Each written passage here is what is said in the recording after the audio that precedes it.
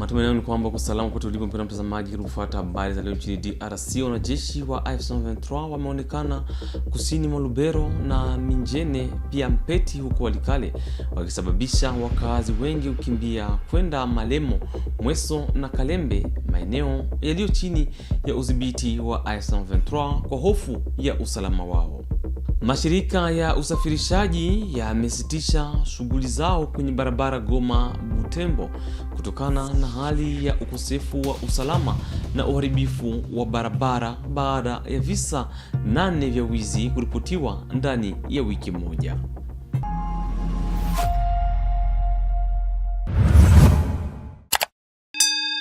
Hujambo. Harakati za wanajeshi wa AF23 zimeonekana kusini mwa eneo la Lubero pamoja na Minjene pia Mpeti huko Walikale. Hadi sasa AF23 haijatoa maelezo rasmi kuhusu harakati hizi. Kutokana na hali hii, wakazi wengi wameanza kuhama. Watu wanakimbia kutoka Mpeti na Minjene wakihofia usalama wao. Wakimbizi hawa wanahama kwenda Malemo, Mweso na Kalembe, maeneo yaliyo chini ya udhibiti wa AFC M23. Kalembe tuko ente bien sauf ile mamuvuma ya mamilitari tu zinaleta maincertitude. Ndio Mpeti na Minjene jana walitoka. Ndio iko na paka sasa iko na panda yulu. Kalembe, Kashuga, Mweso, Kichanga ndio bako naenda. Bapeti na Minjene ndio vraiment ni déplacement yako massif. No Kalembe ndio na bamwa Kashuga bo. Kila mtu peko na kamata direction yake. Ndio na wengine Malemo soko kungali wa auto defense. Krente yao wanaogopa ke peut-être ile force nyingine inaweza kama mwingine zibare wametoka. Wanaweza exercer ma violence kwa hapo. Wanasema wanatoka kwanza kama watalakia hata wafanya kitu. Ndio nao wanazwa rudia. Il y a aussi de la population, il y a des petits qui sont déjà disponibles à Kalembe, les autres à Malemo. Ils occupent les écoles, les copies. C'est seulement ça. Très nombreux, c'est tout le monde. Les deux villages sont restés sans habitat. Il n'y a pas de militaires, même il n'y a pas aucune personne. Ils sont tous montés. Mashirika ya usafirishaji yamesitisha shughuli zao kwenye barabara Goma kuelekea Butembo. Hapa Goma, baadhi ya viongozi wao walisema sababu ni ongezeko la ukosefu wa usalama na uharibifu mkubwa wa barabara hiyo. Mashambulizi ya silaha na uhalifu yameongezeka hasa katika hifadhi ya Virunga, alisema mmoja wa wasafirishaji, akionya mamlaka kuchukua hatua haraka. Brigitte Kavira aliongeza kuwa visa 8 vipya vya wizi vimeripotiwa ndani ya wiki moja. Hali ya njia inaharibika sana. Kuko kwanza njia inaharibika. Batu pour que bafiki Beni Butembo biko nafanya 2 jours 3 jours par rapport à Matia. En tant que chez ma agence, tunajua ke tunalipaka péage ya route, mais hakuna kitu ya banafanyaka. Jusque là ma route ziko tu vile. Ile insécurité, balabala kuharibika na ile kupie. Parce que kama marchandise tunatuma, bagonjwa banaenda, sasa banapata ile matake kwa babata supporter ya vile. Banaweza kuongeza sécurité. Ikuwe ya mingi poke tushie bote tujirikaji ndani ya chuma inakuwa witi. Bon, yenezi wapatia mnezi basire sécurité. Parce que avec gouvernement yetu tunalomba tu sécurité kikuwa nabo batakuwa bien. Pour le moment banaogopa kuvoyager juu ile ma sécurité za ziko. Wamiliki wa taksi, madereva wa pikipiki na madereva wa mabasi watahudhuria misa ya matawi mnamo tarehe 29 Machi mwaka huu katika parokia ya Notre Dame d'Afrique Mont Carmel. Omoneri ya madereva wa taksi hapa mjini Goma inawaalika madereva wote kushiriki kwa wingi, shukrani na kuomba rehema za Mungu. Misa itaanza saa 5 asubuhi. Madereva wa pikipiki watafungua sherehe kwa maandamano ya matawi. Padri Atanasa Mshira Mzee anatoa mwito huu kwa wote bila kujali dini. Mimi ni Padri Atanase Mshira Mzee, mchungaji wa wataximene wa diocese ya Goma, yani aumônier diocese de taximene. Basi mimi kama mchungaji ama mtumishi wa wataximene tuna furaha ya kusema kila siku ya Mungu ya matawi wataksimene wote wenye kuwa tayari tunapoja kukutania kukarmele kusudi tufanye ibada ya kumshukuru Mungu na kumuomba aendelee kutubarikia amani iwe kamilifu, sababu devise yetu sisi wa taximen ni Pax Omnibus, maana amani kwa watu wote.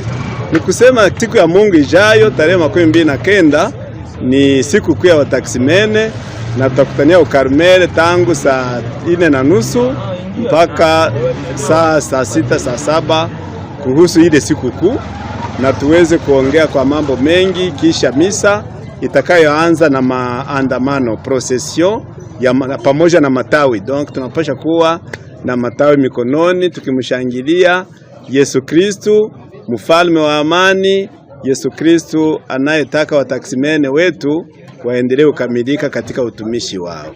Tunaalika wamotari wote, sababu si muradi wetu katika hii kitume hatubague dini. Ni kusema tunawaalika pia ba confession religieuse, tunawaalika wa partenaire mbalimbali baba taksimene, sababu taksimene ni mtumishi wa watu wote, habague dini, habague kabila, habague chochote. Alors ni kusema tunaalika hao wote, na tunaalika hata washoferi wa mabisi kolere wale wote wanapasha kuwa, tunaalika hata societe civile itetee wasafiri wote kuhusu kazi ya usafiri. Tunaalika hata CDPSR wao wanasimamia kitume ndani ya diocese yetu ya Goma. Tunaalika wa journaliste nao wafike kwa wingi kusudi vitu viendeke mzuri. Radio Maria, RTNC, sijui sauti ya wataximeni ya wamotare, wale wote tunawaalika kusudi tuweze kuongea kuhusu kitume chetu cha Aumônerie Diocésaine de Taximene, namna gani tunaweza boresha kazi ya taximene kwa ujumla. Kwa kuita wataximene ni kwa kuwa Yesu Kristu alionekana siku kuu ya matawi Dimanche de Ramos, alionekana ya kwamba alibarikia taksi zote. Wakati alituma mituma akamwambia, nendeni mtaona punda mahali fulani muikamate. Wakawauliza, mnakamata hiyo punda kwa nini? Mseme mfalme anahitaji, Bwana anaitaka. Ni kusema ni saa genza angekwambia ni lazime moto yako niitembeeko. Hayo njoo ile siku ya kubarikiwa. Ni kusema ile siku tutabarikia pia mapikipiki, magari za wataksimene. Ni kusema Yesu Kristo njoo mfalme wetu barabarani, na tunapashwa kumutii. Tunapaswa kukamilisha mapendo yake tukitumikia watu kwa namna kamilifu katika mapendo na katika imani. Kumwamini Kristu inaleta uzima, kusikia neno lake ni mambo ya uzima, na ndiyo maana hata ndani ya mradi wetu wa kitume tunaendelea mafundisho kuhusu mambo hayo yote. Ya kuongeza ni shukrani kwa wataksimene watakaopokea hii ujumbe. Shukrani kwa wateja wao, yani wa partenaire. Shukrani kwa CSMT, donc wasimamizi wa wataksimene kungazi za inchi benye watatutumia wataksimene kusudi ile sikukuu ikuwe na onjo, na wale wote ambao watatusaidia katika procession na katika ibada, wote tunawapigia aksanti. Na padri mkubwa wa Karmele mwenye anatupatia espace ya kufanyizia pale ibada bila matata, bila shida, naye tunampigia aksanti. Basi kwa ujumla, Pax Omnibus, amani kwa watu wote. Mungu awabariki. Msimamizi wa Ruchuru Ephraim Kabasha alishiriki kikao mnamo Ijumaa tarehe 27 Machi huko Kibirizi katika eneo la Bwito mbele ya mamia ya wakazi. Aliwahimiza kushirikiana na wanajeshi wa AFC/M23. Msimamizi mpya wa Ruchuru ameahidi kuwakamata FDLR huko Kahumiro karibu na hifadhi ya taifa ya Virunga ili kuruhusu wakazi kufanya shughuli zao za kilimo kwa uhuru. Unafungiwa katikati, hamubuje, muko traumatize, sura zenu hazina raha sababu ya vita miaka 30. Batu yote baketupima hapa tuko wagonjwa. Ipepo ule mwana bifanyaka ni demo.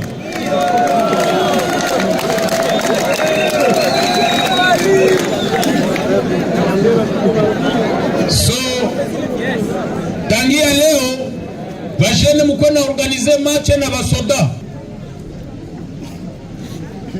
Tunawasihi collaboration entre nyie wakaaji na majeshi.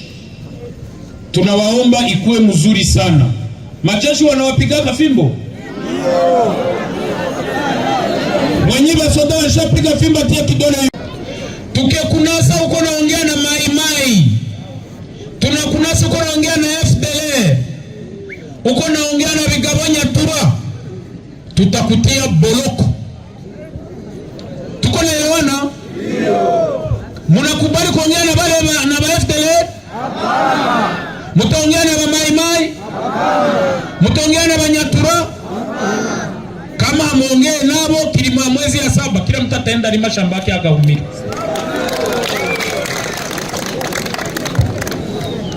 Mpinzani Moise Katumbi anakataa mabadiliko yoyote ya katiba ya Kongo. Alitangaza msimamo wake leo hadharani. Anataja kifungu cha 64 cha katiba ambacho kinampa kila mkongomani haki na wajibu wa kupinga utawala usio halali. Moise Katumbi anasema anachukua jukumu hili kikamilifu na anaonya kuwa kugusa katiba ni kulishambulia taifa lote la Kongo. Chers frères et sœurs, l'heure est grave. Le temps est venu. Nous avions quitté le pays en 2015. Voilà aujourd'hui, le débat est encore là, où on veut toucher à notre constitution, où on veut changer notre constitution. Je dis non. Je demande à la population congolaise d'être éveillée et de dire non à ces changements constitutionnels. Nous avons besoin de la paix dans notre pays. Nous avons besoin de l'unité de notre pays. Aujourd'hui, nous avons ce que j'appelle le professeur de malheur. Au lieu d'utiliser leur intelligence pour le développement du pays, ils veulent utiliser leur intelligence pour la destruction de notre pays. Soyons prêts. L'article 64 est là pour nous protéger. Nous devons nous défendre corps et âme pour qu'on ne touche pas notre constitution. Ce n'est pas la constitution qui permet la mauvaise gouvernance qui est dans notre pays aujourd'hui. Ce n'est pas à cause de la constitution que nous n'avons plus de route. Nous avons la meilleure constitution du monde. Ce n'est pas à cause de la constitution que les fonctionnaires de l'État sont très mal payés. Ce n'est pas à cause de la constitution que les enfants à Kinshasa meurent de faim dans toute la République et dans les autres provinces. Ce n'est pas à cause de la constitution qu'on ne donne pas de l'emploi à mes frères et sœurs congolais. Mes chers amis, disons non à ces changements constitutionnels. Aujourd'hui, si nous avons la guerre à l'est de notre pays, y ajouter encore d'autres problèmes, c'est parce qu'il y a eu des élections chaotiques dans notre pays. On veut encore ramener d'autres problèmes, disons non.